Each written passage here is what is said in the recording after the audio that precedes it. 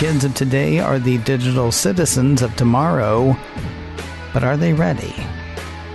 Hello and welcome to episode 225 of The Checklist. I'm your host, Ken Ray. The kids in your life may know more about computers than you do. Did they know how to deal with the stuff they're coming across? We'll talk to a guy who's trying to point them in the right direction on this edition of The Checklist, brought to you by SecureMac.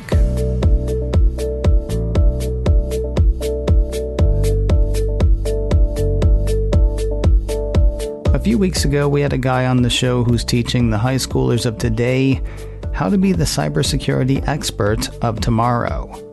But that's only part of what Robert Speciale does. He also works with younger kids, helping them navigate the zeros and ones and everything in between. So the last time you were on the show, we were talking about you sort of training the cybersecurity pros of tomorrow. But then I can't remember if it was during the show or off mic. We were talking about some of the stuff that you're doing with some of the younger kids as well. Right. I had asked you about whether you're covering like digital literacy or something like that. And then you shot back to me earlier this week. Well, actually, there are a couple of different things. There's digital literacy and then there's digital citizenship. Yes. Can you first of all let people know what the difference is between the two?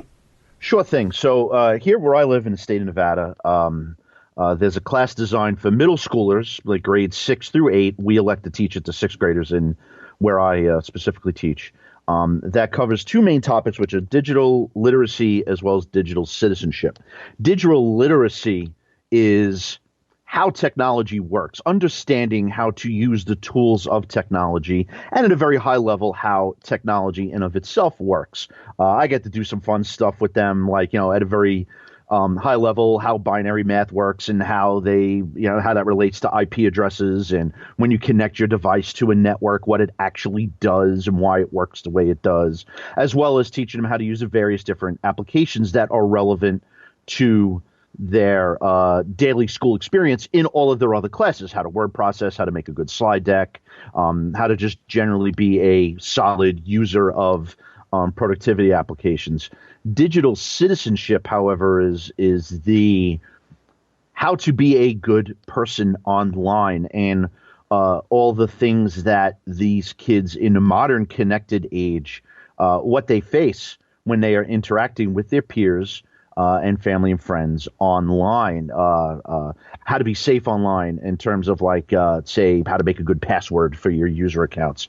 What does it mean to be a good citizen online in terms of how to have a good and healthy discourse with people when you disagree with them on a post or on a topic or something online. And of course, the really big topic that's very serious, that we take very seriously, is cyberbullying as an extension to how we deal with bullying in school. So those are the two main areas that we focus on in that content area. Well, you've actually sent me a list of some of this stuff, because it turns out when I was asking the question about digital literacy, digital citizenship is really what I was aiming towards. So right. You have sent me a list of some of the stuff that you go over, and I want to run down the list really quickly, and then we'll hit each one individually.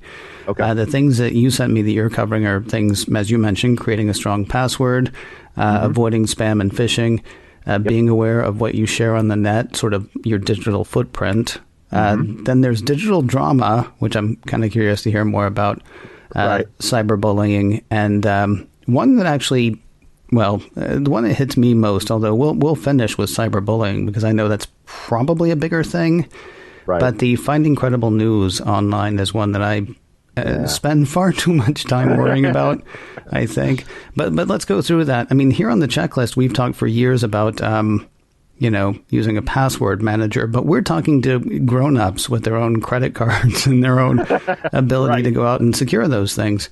I'm assuming that is not the kind of thing that you're actually, that can't be the solution that you're presenting to your kids, right? No. Now, of course, I let them know during the course of our learning about passwords that password managers and software to assist with that do exist, and they are, out there. But what I do is, at a very high level, teach them the basics of what a secure password is, why password length is important, what complexity in a password is, and how to balance the two, why it's a huge deal not to use any identifiable information in a password. If I had a kid whose birthday is March 9th, well, their password shouldn't be their dog's name with 39 at the end, because that is information that a person seeking to do them harm could use in some type of brute force way to guess at their password, because they may know bits of information about that child. So we talk about how not to do that. There's a website that I use called howsecureismypassword.net that you could type in, like, guesses of a password, and it spits back how long a password cracker doing like a brute force method type of attack could crack that password.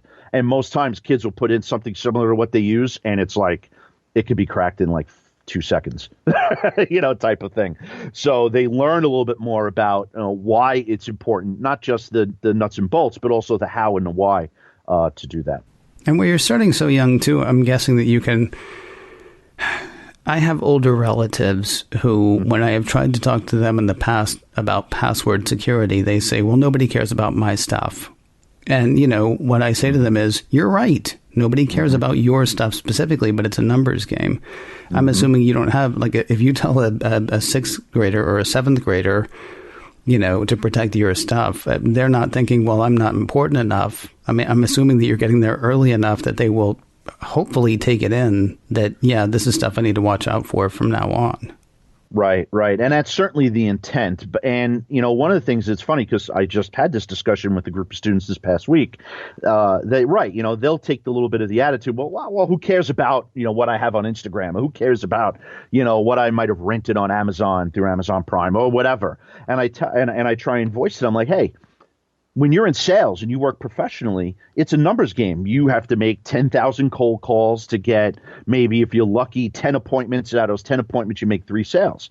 I turn that analogy around on them and say, that's what the bad people are doing. They're sending out spam emails, phishing emails, guessing at your passwords, doing all this stuff, because they're not after you. They're after 100,000 of you.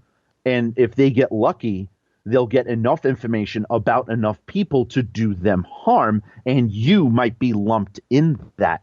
And a couple of light bulbs start to pop up when I describe it in that way, and that's certainly what I hope to communicate to them, that, yeah, it's not about you as an individual. There are groups of, billions of users using the internet, and everybody's a target, type of mentality. Now, we've talked here for years as well about avoiding spam and phishing emails. I'm curious what kind of things you're telling kids about those. Well, for one thing, the first thing they ask is, how come phishing is spelled with a PH? I got to get past that within the first 2-3 minutes of class, no matter what. Like a lock, no matter who I discuss it with. I've had adults ask me that, and I'm like, that's not the focus. But anyway, one big item that I like to cover is I use what we try and teach are message clues to identify when a message is a possible phishing event. For instance, if they're getting an instant message over, like, either through their gaming system, directly on their phone, via a text message, or a spam email, phishing email, or whatever, they got to look for, is there poor spelling? Is there a link that happens to be like a bit.ly link that if you hover over it, and I teach them to do that, and the actual URL of the website is something really non-standard, it says go to this site for, if it's the type of phishing email where it's posing itself as a legitimate company, well, how come the URL doesn't go to that specific company? It goes to some wacky, web link that probably is not where you want to go. And we talk about how messages like that try and create the curiosity gap and compel kids to want to click on that link. I see this happen to my son on his gaming console all the time, is he'll get these random messages like, you're never going to believe what this video says, click here. Yeah. And it tries to draw their curiosity in, and adults as well. But of course, I'm speaking to kids, and wants them to compel them to click on these messages. And I try and teach them to not do that. And really, with these kind of items and many more that I cover in the class, hopefully I empower the kids to question what they receive via email and instant message, and then get a trusted adult in their lives, a parent, guardian, mom, dad, grandma, grandpa, aunt, and uncle, teacher, to say, hey, I got this message. I don't feel it's right. Could you look at it with me? And if I could do that, then I've accomplished something.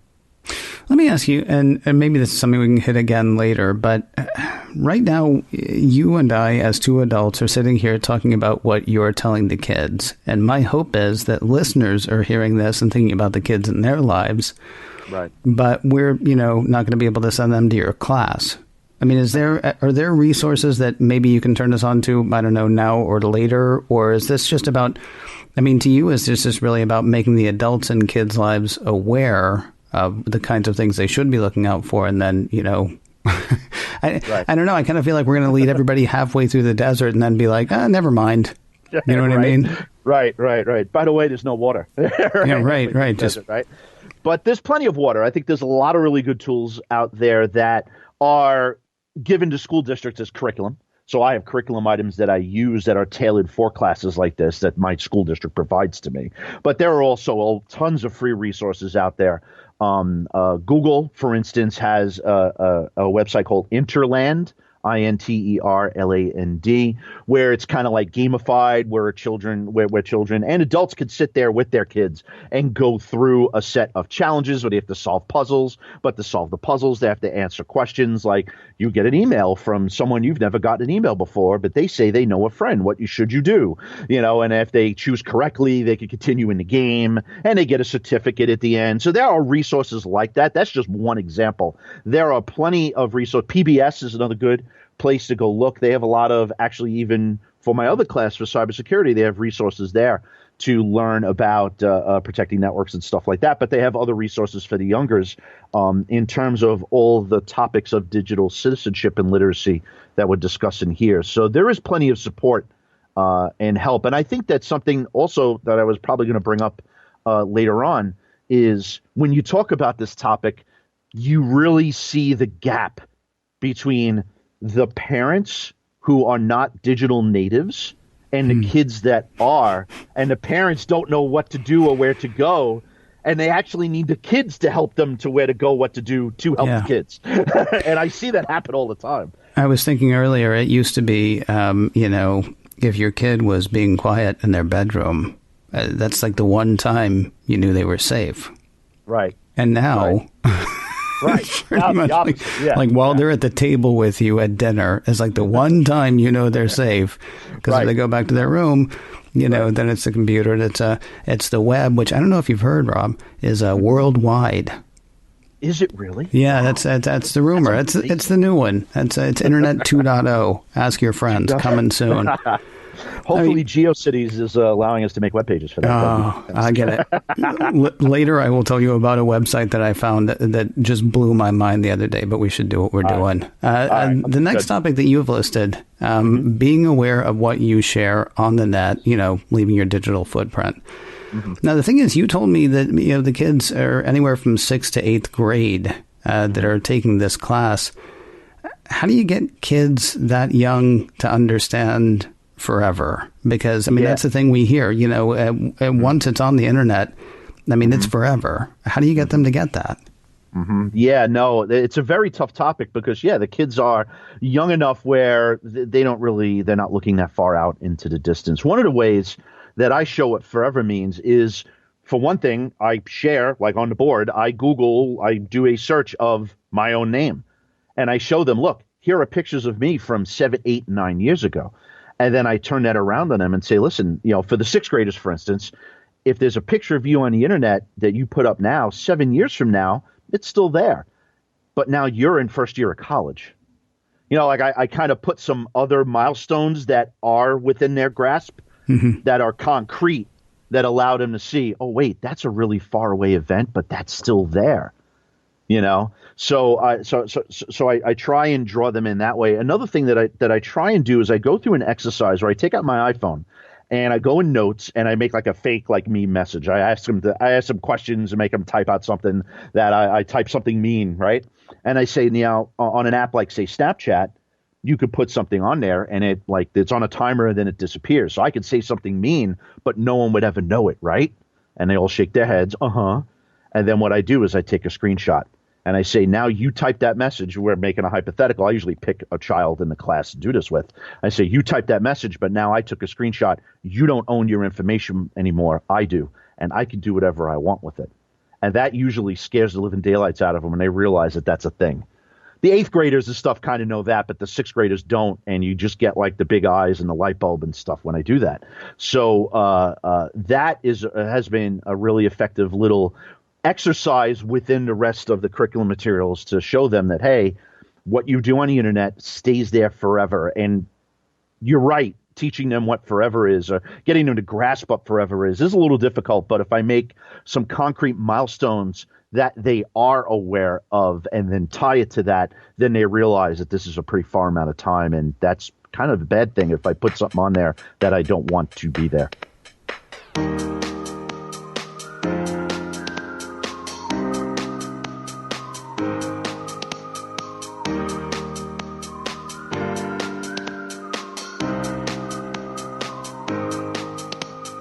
We'll continue our conversation on digital citizenship for kids in a moment, but first a word about MacScan 3 from SecureMac.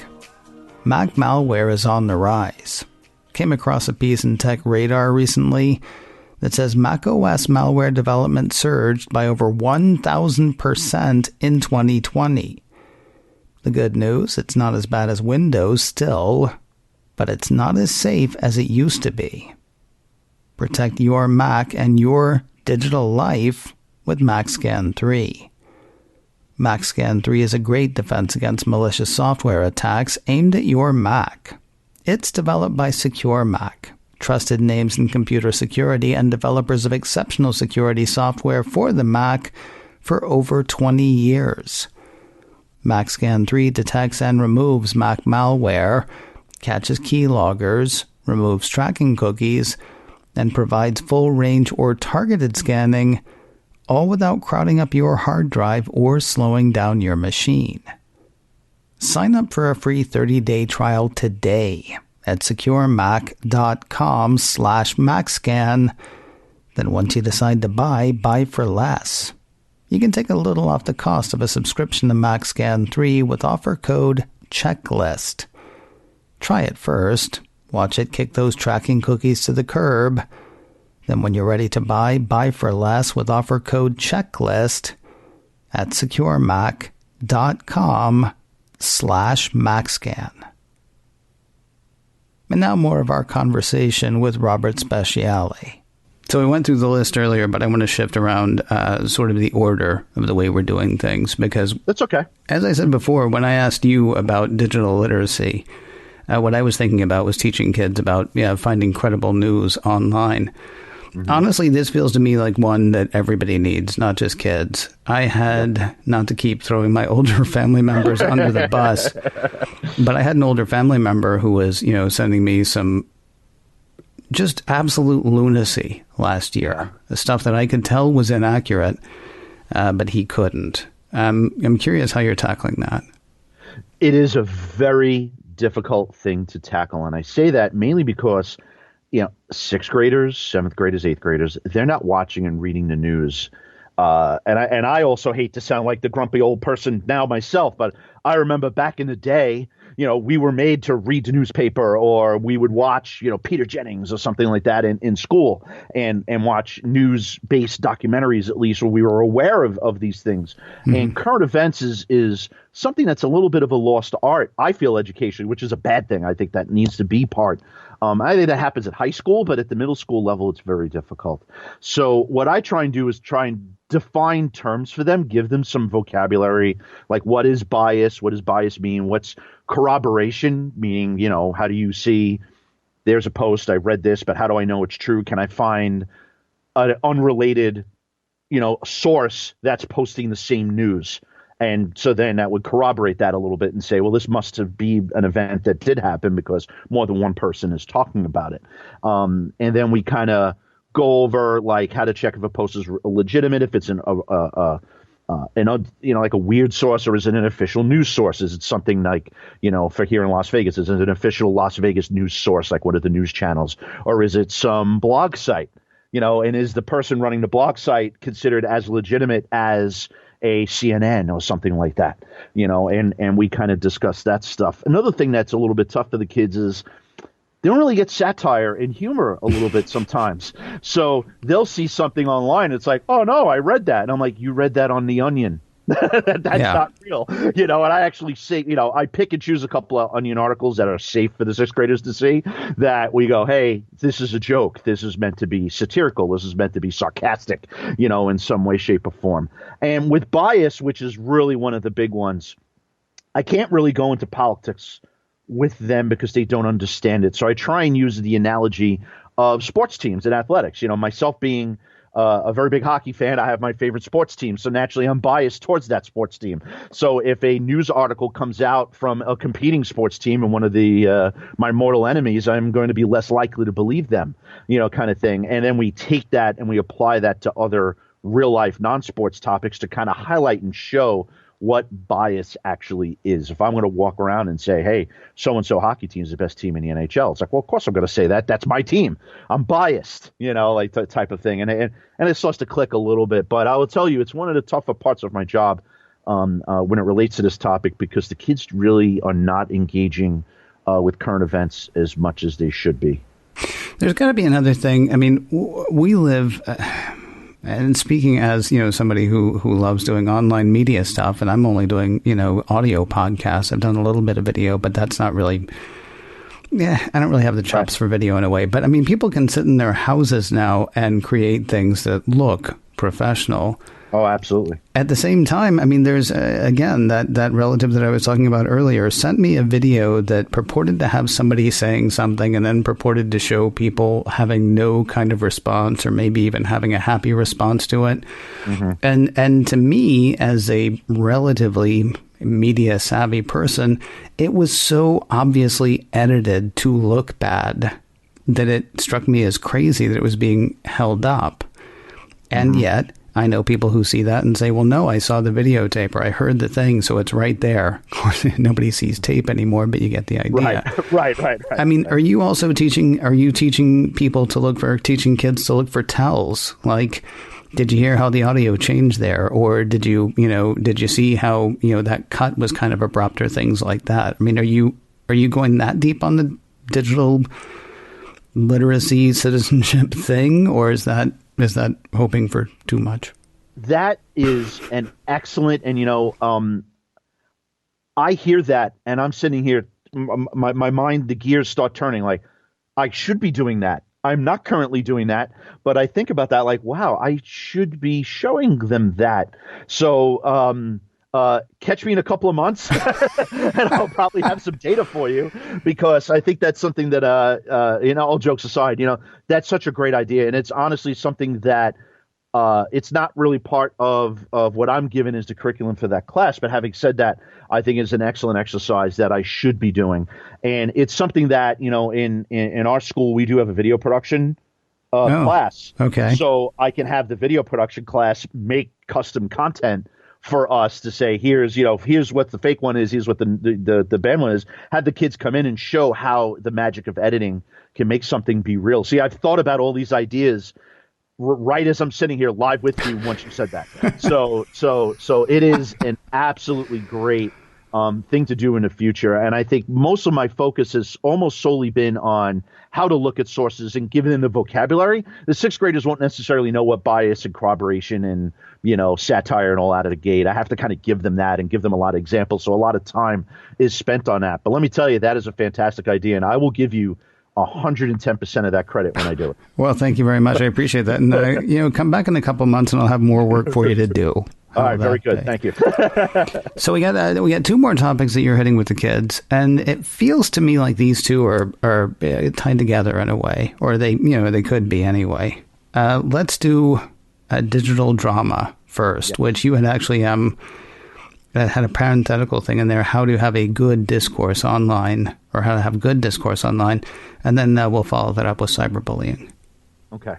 So a lot of what we teach in many different content areas, not just this, are scaffolds. They build upon, concepts, and they build as you go through. Digital drama is kind of like the introductory topic, or how I use it, at least anyway, is the introductory topic that then leads to the discussion on cyberbullying, because digital drama in of itself, and I'll define that in a second, is not cyberbullying. Digital drama is when you have people not knowing how to socially interact, and it happens to be in an online forum.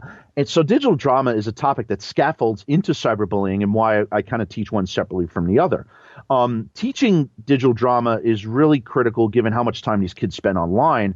Once again, I hit them with a lot of vocabulary. What does it mean to escalate a situation? What does it mean to de-escalate a situation? I make sure the students are familiar with those terms as we go forward. And I have some materials where we have an example. It's like a fake social media site, and it's a fake post where a student post something that they did really good in school. You see some encouraging comments, but then you see a couple of children being mean, and then those children being mean get in an argument with other children, and it kind of spirals out of control. And we see those posts on social media all the time.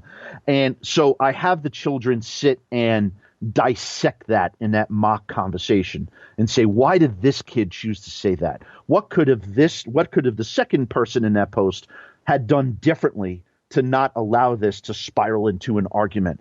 And really my goal is to teach the kids, hey, don't argue. You can stand up for your opinion and still be kind, and that's a really big thing. We have shirts made up with the words "be kind" on them all over our school. Many schools across the country do that. And I really, really am a big promoter of saying those aren't just words. You're supposed to actually do it. We don't just paint that on the side of the building and say, look how nice. No, you have to actually engage in the act of being kind. And that means sometimes that if you have a disagreement with somebody or someone disagrees with you, to not escalate that conversation. So digital drama in of itself is really more, I guess in many ways, the true definition of being a digital citizen. You want to be a good citizen. And another topic that I have with the kids is like, look, you're not going to walk down the street and all of a sudden start yelling at somebody because you don't like the t-shirt. So why would you do that online? Why would one be different than the other? And they kind of have to sit and think about that. And I make the kids talk about it. And I make the kids talk about their experiences, because it really doesn't matter what I've gone through. What is really important is what they are going through. And I have to help them navigate the lives that they are living digitally in our connected society. So then, because honestly, the argumentative thing, you're right. That's not bullying, but I mean, you're about half a click at that point. I mean, what right. constitutes cyberbullying at that point? Right. I mean, is it posts? Is it social media? Is it text messages? What would you say are the parameters? Well, the parameters, and the thing is, it's a very sensitive topic, because especially now, I think, in every state has what legally is defined as bullying, because what you and I may discuss, and say in our past, in our childhoods, may be different than what is perceived, what is bullying now. And I'll tell you that bullying itself is essentially the repeated and purposeful physical or verbal actions of a person or group towards another person or group with the intent of intimidating or creating a hostile environment, doing mental harm, physical harm, but it's the repeated part. That's the thing. So one kid could be in the playground and have an argument with another kid and they're having a bad day. That's not bullying. One kid goes to school and another child or a group of children give that kid a hard time day in, day out, in the lunchroom, at art class, in social studies, on the bus ride home. That's bullying, because it's consistent, it's repeated. And that's the difference. That's where kind of the inflection point maybe is a word to call it, is. One of the things that we really struggle with is that cyberbullying then is the extension of that definition of bullying that I gave, except now you get to use technology, whether it is posts on social media, text messages, chat on any of the gaming platforms, are all, on the table when it comes to that. And really my heart goes out to these kids. It makes me worry about my own. I have now 12-year-old boy-girl twins and a soon-to-be 17-year-old daughter. They have to navigate this stuff as well. And I worry for them because, I remember when I was a kid, I was bullied. I was not athletic. I love sports, but I don't ask me to throw a football. That wasn't going to happen, right? I was a geek before geekdom was a multi-billion-dollar industry. So, while kids were looking up to, I'm going to date myself here. Kids are looking up to, Roger Staubach or something like that. I'm, hanging out with Captain Kirk and Luke Skywalker. So. Yeah. So I certainly was bullied. But when I got home, I was home and the bullies couldn't walk through my front door, right? Yeah. Cyberbullying now can be a 24/7, 365 operation, and that's bad because the kids have no escape, but they feel like they don't have an escape. So really a lot of my focus is I try and teach the kids, what the actual school policies are, what they should do if they're being cyberbullied, which is, find trusted adults, parents, guardians, teachers, the school administration, principal, assistant principal, anyone, the school's counselor, school's guidance counselor. We have a social worker that works on site. They'll listen to you. Knowing that those relationships are there for these kids are key. Connecting digital drama with cyberbullying to show that the escalation of digital drama can certainly be one pathway to cyberbullying is an important discussion to have as well. And look, middle schoolers are awkward. They're at that age where they don't know how to act. When they're little kids, they're cute and it's all fun and games. When they get to middle school, they're starting to want to have their own identity. They start listening to their own music. They want to have their own person. And they're trying to figure it out, and it's very awkward, and sometimes rubs other kids the wrong way, and it happens, and they have to learn how to navigate that. And the cyberbullying is kind of like a thing that they have to deal with, and it becomes very, very tough. So the kids are already struggling with who they are, and my job is to show them, hey, how to have meaningful social interactions, know that they have a multitude of resources that are very, very important in their lives, that want them to be safe, that want them to be successful, and want them to be happy, and they need to know that all that is there. Technology can be an immensely powerful tool to help them, but it's not without some risks as well. So I have to show them what the risks are and show them that they have help everywhere, and then they're not navigating any of that stuff alone. Is there... Well, I mean, you already said one thing that you encourage kids to do is find a trusted adult, find somebody that they can talk to. Is there other advice that you have for kids and who are being cyberbullied? I would say don't be afraid to ask any trusted adult in their lives. Don't be afraid to approach them. Mm-hmm. One of the big hangups is the kid's like, well, I don't want to get in trouble by ratting someone out. We kind of have that in our society a little bit. If you're in trouble, you need to go get help. And that kid needs to know that they are not showing a sign of weakness by going to get help. They are showing a sign of strength. And another important part that I think is important is I, as a teacher, I'm a mandatory reporter. If a kid comes to me and says they're being bullied, I have to take certain steps legally in that scenario to be part of that. But one thing that's important is that when a bullying situation has been brought to me, cyberbullying or otherwise, but technology, so we're talking about cyberbullying. If it's brought to me, another part of my job is to help the bully. And I think sometimes that gets ignored. Well, why is this kid acting that way? What's going on in their lives that they're acting this way? And if we truly say that we are a school community, we have to help all of them. And that includes the bully, because maybe something's going on there that they're acting that way, that they need help with, that they're not asking for. So, my role I kind of have to play both sides of that fence a little bit. Other advice too, is I would tell kids is, just because it could be scary, don't be afraid of technology. Be curious and be informed about how it works and why it works the way it does, but just be kind to everyone. And that may sound simplistic, but really just how you treat people how you want to be treated. And that translates to online. And that's really kind of like the message I try and send them. And then what about for the parents? I mean, is there well, I'll leave that open-ended because I don't want to. What kind of advice do you have for parents who worry about their kids and cyberbullying? I would say, and this may sound like a joke and it's going to sound a little funny, but I think it's very true. The parents have to be not afraid to ask their child about how technology works.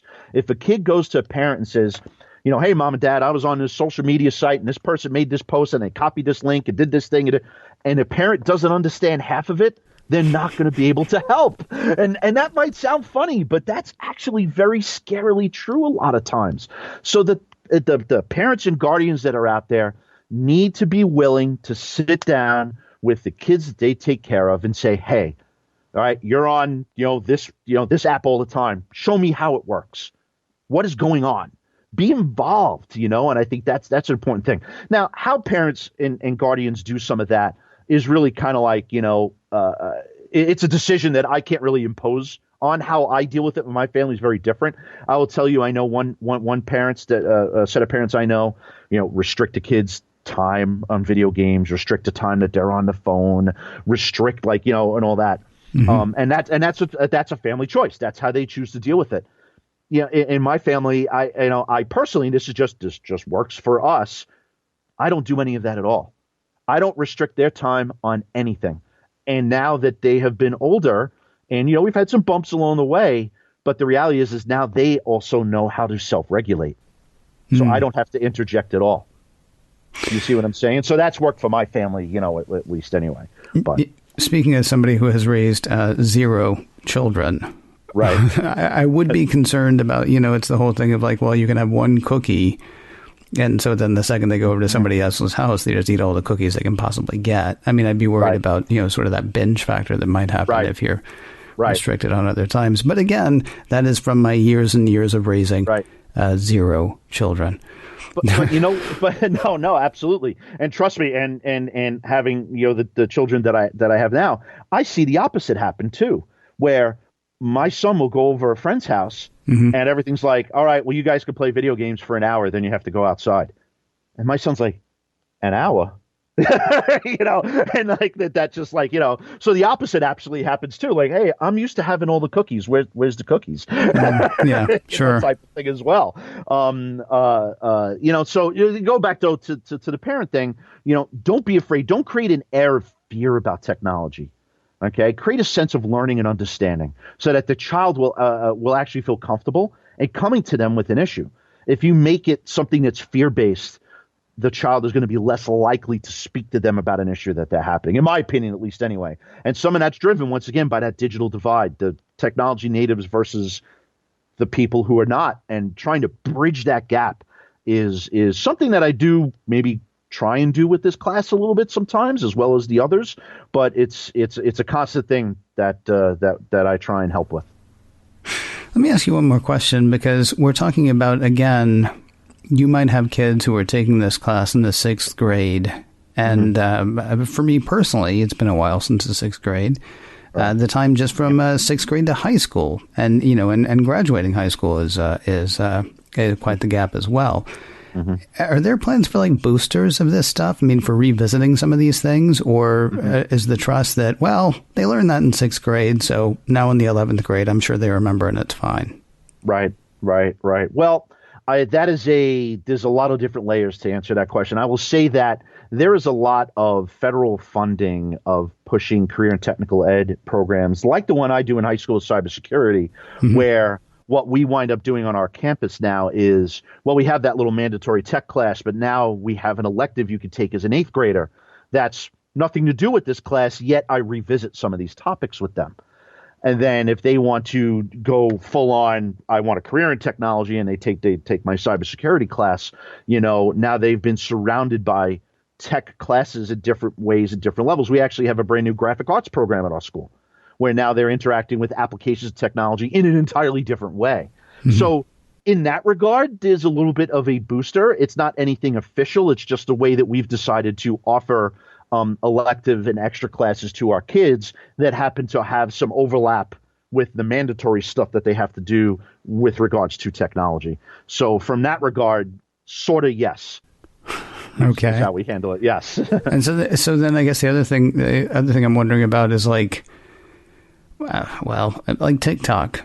I think you mentioned TikTok earlier, but I mean, TikTok barely existed a couple of years ago. In fact, as a name, it might have still been Music Ally. I can't remember, or Musically, or whatever it was called. I never even knew how to pronounce it, and suddenly it was called something else. Exactly. Yeah. Do you worry about new technology, or is the assumption, or is the hope, I guess, that the stuff that you're teaching now will transcend whatever the latest app, the latest tech, the latest thing? Right. I do feel that the burden is on me a little bit to be able to relate to what we're learning with the current trends and the current upcoming trends.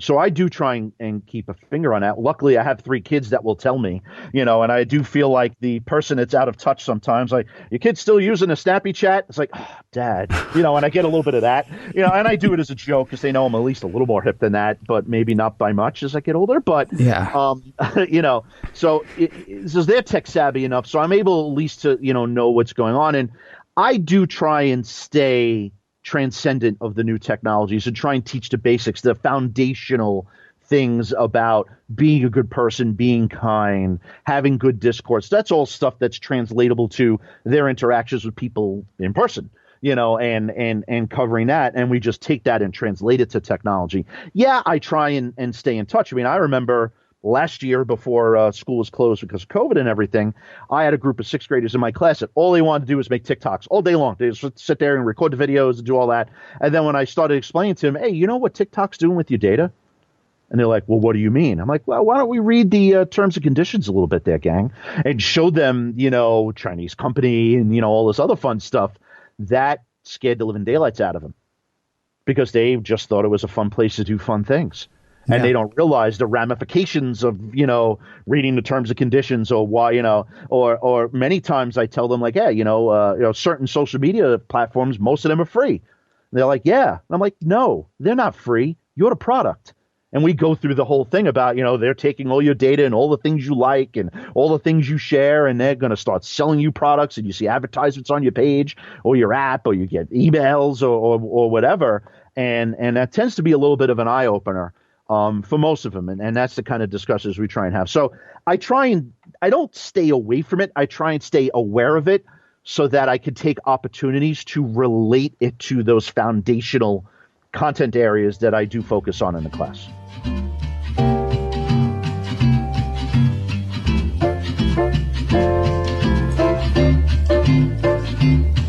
Thanks again to Robert for joining us today. If you're looking for more security news and how-tos, the place to look is securemac.com/checklist. There you'll find notes for every show that we've done, and you can actually listen along with every show right there as well. It all starts in one place, securemac.com/checklist. If you like the checklist, could you do us a favor? Review this show wherever you found it, and please tell other people about the checklist. If you have a question you would like to ask or a topic you would like to hear us hit, our email address is checklist@securemac.com. That address again is checklist@securemac.com. And if you can't remember that, please do remember this. You're listening to The Checklist, brought to you by SecureMac. And we will talk to you in a couple of weeks.